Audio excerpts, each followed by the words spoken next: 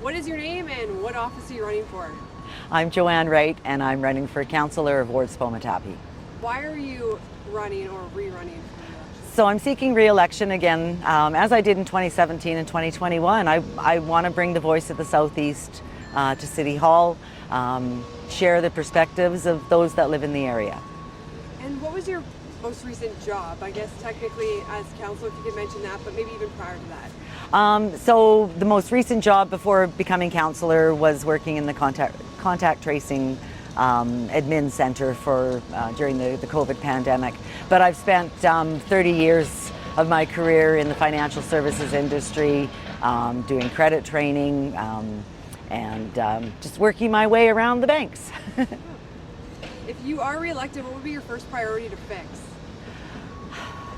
I don't know what needs to be fixed. I think we need to continue the progress that we've made in the past 4 years. We need to invest more in core services like,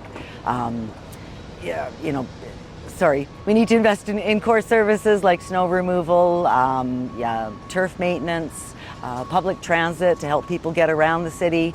And so just continuing with that, looking at ways to increase revenue so that we can keep property taxes low. That's been a concern that I've been hearing at the doorstep. And to do that, we are looking at infill, building up instead of out, and I think that's important.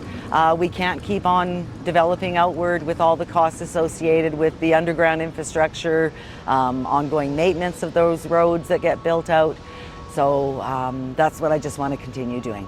That'll bring up a question from later. I'll bring it up higher. Where do you stand on infills and what is the path forward? Well, I think infills, maybe perhaps we need to do better communication and consultation with constituents in those areas so that they can understand, the need for it. We've already done some recent amendments that will help with the design of row housing. We're limiting the site coverage on smaller lots. So I think those things will help. And I think maybe there have been some builders who haven't quite been respectful of neighbors, and so more enforcement is needed to bring those up to standards. How will you balance fiscal responsibility? Again, looking for efficiencies in different areas. We've already tasked our administration in the past 4 years to find a total of $240 million. And then we were able to use some of that to shore up some of the other gaps that existed. With the last council, the way that they kept taxes near zero was through cutting services. So we have replenished that funding plus added more for things like public safety, snow removal, turf maintenance. Construction and long timelines have been frustrating Edmontonians. What would you change, if anything, how Edmonton plans and delivers those projects? Again, I think better communication with the public as to when things are happening, coordinating.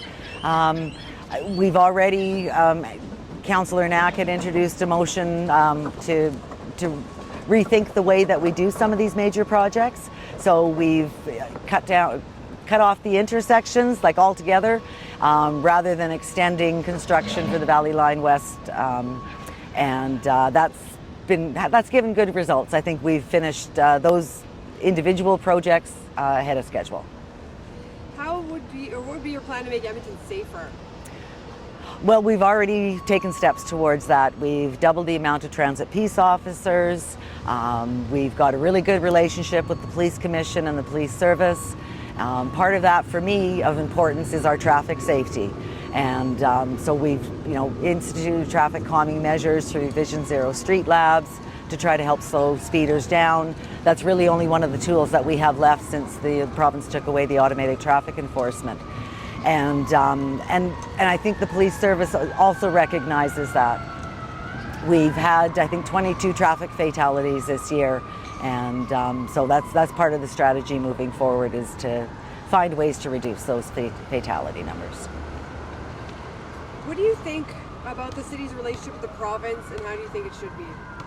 Well, I think it should be consultative with the province. I think we need to continue to advocate for things that are important to the city, and to build a relationship. And I know that myself and a number of colleagues, are willing to go that route, and we just need a willing partner.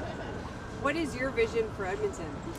I love this city, been here all my life, and I want to just continue to see it grow, build on community. I think that's so important. A city isn't about the infrastructure, it's about the people that live here. And I just want to see that continue and make it a safe, welcoming environment for all. If you are re-elected, what is one thing you want people to remember you accomplished at the end of your term? I think the major thing that I want people to remember is that I did bring the voice of the Southeast to Edmonton. I did make thoughtful decisions. They weren't always popular, but considering all the different voices, all the different perspectives, I think that I want to be remembered as being a thoughtful, sort of reasonable councillor.